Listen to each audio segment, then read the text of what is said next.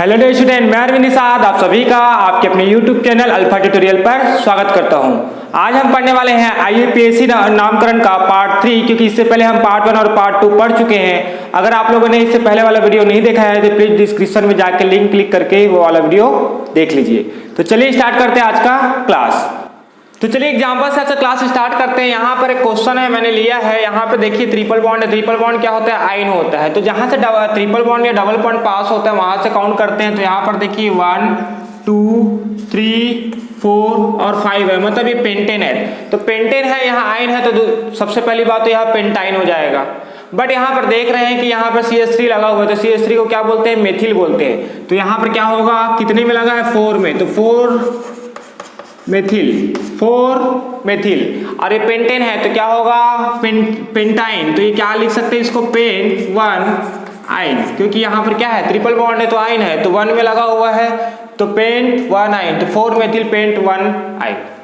इसको देखते हैं, यहाँ पे डबल बॉन्ड है मतलब इन है, लेकिन डबल बॉन्ड 2 बार लगा हुआ है। तो देखते हैं क्या होगा इसका नाम।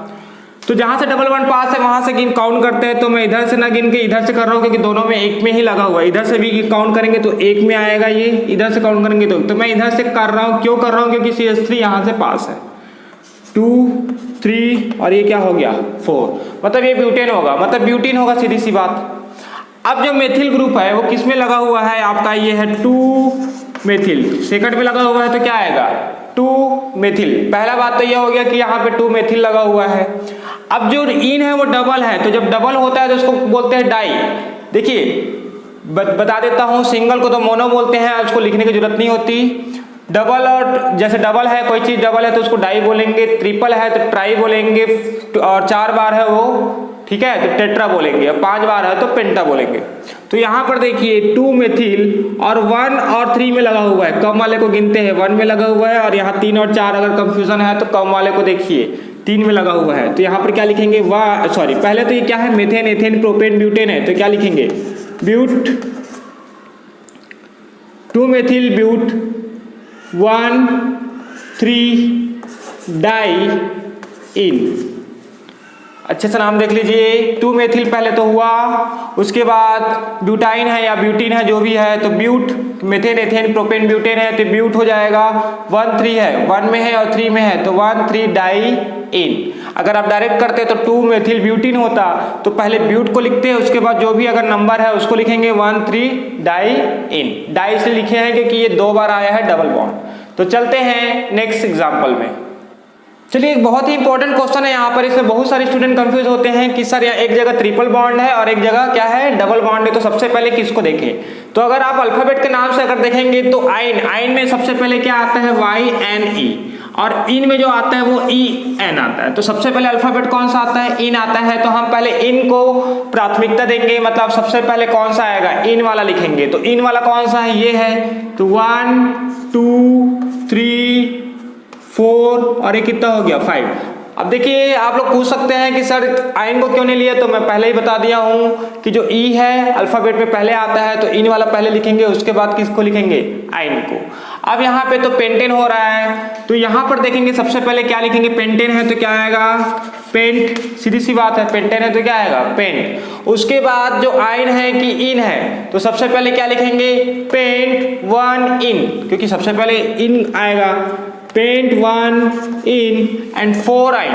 पेंट 1 इन 4 आइन। यहाँ पे अच्छे से दिख नहीं रहा है आपको शायद, तो ये आइन लिख दिया मैंने। पेंट, पहले तो पेंटेन है तो पेंट होगा। 1 में इन लगा हुआ है तो 1 इन, और जो आइन है वो 4 में लगा हुआ है तो 4 आइन। तो पेंट 1 इन 4 आइन, इसमें कंफ्यूज मत होइएगा। तो चलते हैं नेक्स्ट क्वेश्चन में।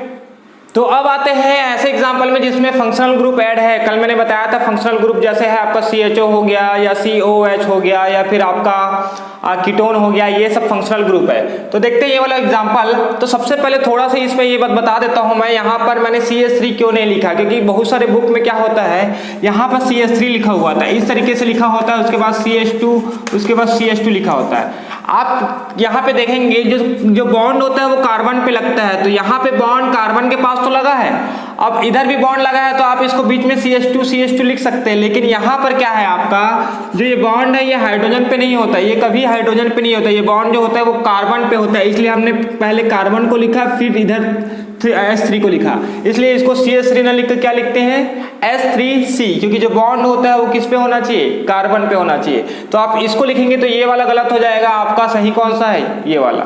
तो चलिए थोड़ा सा ये कंफ्यूजन रहता है स्टूडेंट्स को कि सर S3C क्यों लिखे, CH3 क्यों नहीं लिखे, तो बॉन्ड के कारण। अब देखते हैं इसका नाम। तो सबसे पहले तो इसका काउंट कर लेते हैं, जहां से आपका फंक्शनल ग्रुप पास है, फंक्शनल ग्रुप किधर है, इधर है कि इधर है, इधर है, तो आप इधर से स्टार्ट करेंगे। 1 2 3 4 5, मतलब पेंटेन है, सीधी सी बात, क्या है, पेंटेन है। तो यहां पर क्या होगा, और यहां पर देखिए मेथिल ग्रुप जुड़ा हुआ है, कौन सा ग्रुप जुड़ा हुआ है, मेथिल ग्रुप। तो क्या लिखेंगे, सबसे पहले जो ग्रुप जुड़ा हुआ है उसको लिखते हैं। तो यहां पर क्या आएगा, 3 में मेथिल जुड़ा हुआ है, तो यह हो गया 3, देखिए आज अच्छे से चल भी नहीं रहा है ये, 3 मेथिल। पेंटेन है तो क्या होगा, सबसे पहले पेंटेन कितने में है, एल्डिहाइड है, ये कौन सा का ग्रुप है, ये एल्डिहाइड है, एल्डिहाइड के लिए क्या लगाते हैं, Al, तो ये हो जाएगा 3 मेथिल पेंटेन 1 अल। इसका E को हटा दीजिए क्योंकि E के हटने के बाद ही अल लगता है, Al लगता है। तो 3 मेथिल पेंटेन 1 है ना, ये वाला जो है वो 1 है, 1 में लगा हुआ है, जो CHO है वो 1 में है, इसलिए डायरेक्ट आप पेंटेनल भी लिख सकते हैं, या फिर 3 मेथिल पेंटेन 1 अल, या फिर आप ऐसा भी लिख सकते हैं, ये भी गलत नहीं होगा, मेथिल पेंटेनल, इस तरीके से लिखा जाता है। तो आपका ये भी सही है, ये भी सही है, लेकिन ये ज़्यादा परफेक्ट है क्योंकि आप इसमें पोजीशन शो कर रहे हैं, यहाँ पर एल्डिहाइड जुड़ा हुआ है, 1 में जुड़ा हुआ है, इसलिए 3 मेथिल पेंटेन 1 अल। ठीक है, चलते हैं नेक्स्ट क्वेश्चन में। तो चलिए आते हैं नेक्स्ट एग्जांपल में। यहाँ पर COH ग्रुप जुड़ा हुआ है, मतलब कार्बोक्सिलिक ग्रुप जुड़ा हुआ है, फंक्शनल ग्रुप है, तो आप यहीं से स्टार्ट करिए। 1 2 3 4 5, ये पेंटेन है, सबसे पहले तो बात ये पेंटेन है और OH जुड़ा हुआ है तो पेंटोनिक हो जाएगा। बट यहाँ पे क्लोरीन है जो है वो एक्स्ट्रा जुड़ा हुआ है, इसको बोलते हैं प्रीफिक्स। तो आपको क्या करना है, मतलब हेलोजन ग्रुप है तो जैसे क्लोरीन है तो उसको क्या लिखेंगे, क्लोरो। अगर ब्रोमीन होता तो क्या होता, ब्रोमो, ये हेलोजन ग्रुप है ना। आयोडीन होता तो क्या होता, आयोडो। तो यहाँ पर जो क्लोरीन है वो कितने में जुड़ा हुआ है, 2 में, तो यहाँ पर क्या लिखेंगे, 2 क्लोरो। क्या लिखेंगे, 2 क्लोरो। पेंटेन है तो क्या लिखेंगे यहाँ पे, पेंटेन। अब यहाँ पर कौन सा है, 1 में ओइक है तो क्या लिखेंगे, पेंटेन 1 ओइक, या फिर सीधा लिख सकते हैं इसको 2 क्लोरोपेंटेनोइक। देखिए कभी कभी किसी किसी बुक में यहाँ पे ई लगा हुआ है, किसी किसी में नहीं लगा है, तो आप क्या करें, जब साथ में अगर इसको लिखोगे जैसे पेंटेनोइक तो ई को रिमूव कर देना। अगर आप अलग अलग लिख रहे हो, जैसे पेंटेन अलग है ओइक अलग है, तो ई को रहने दीजिएगा। तो यहाँ पर क्या हो रहा है, फिर से बोल रहा हूँ, 2 में क्लोरो है तो 2 क्लोरो हो जाएगा, pentane, methane, ethane, propane, butane, pentane, 2 chloro pentane 1 oic, 1 में लगा हुआ है ना तो क्या हो जाएगा, ओइक। तो चलिए आते हैं नेक्स्ट क्वेश्चन में।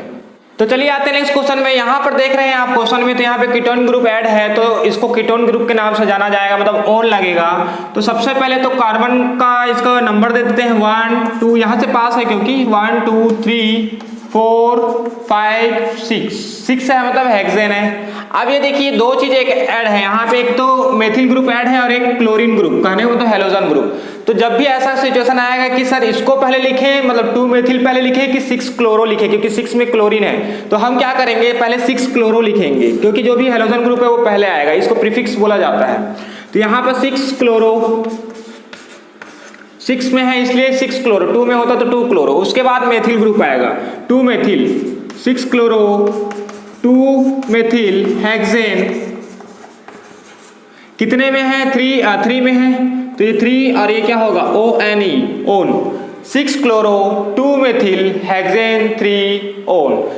ठीक है, ये इसका नाम हुआ। तो चलते हैं नेक्स्ट क्वेश्चन में।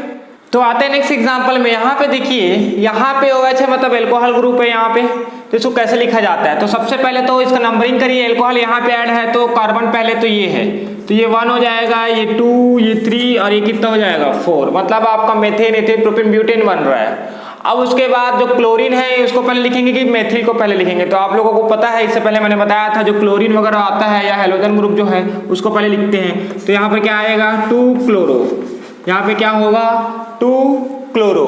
अब मेथिल भी किस में है 2 में ही है, तो 2 क्लोरो हो जाएगा। उसके बाद क्या आएगा 2 मेथिल, 2 क्लोरो 2 मेथिल। उसके बाद ये कौन सा ग्रुप है, ये ब्यूटेन है, तो ये क्या हो जाएगा आपका मेथेन एथेन प्रोपेन ब्यूटेन। हाँ ब्यूटेन है, तो ये ब्यूटेन कितने में है आपका, ऑल कितने में है 1 में है, तो यहाँ पर क्या लिखेंगे 1। उसके बाद क्या लिखोगे ऑल, तो ये क्या हो जाएगा आपका OL, 2 chloro 2 methyl butane 1 all. ठीक है, तो आई थिंक आप लोग को समझ में आया होगा। तो चलते हैं नेक्स्ट क्वेश्चन में।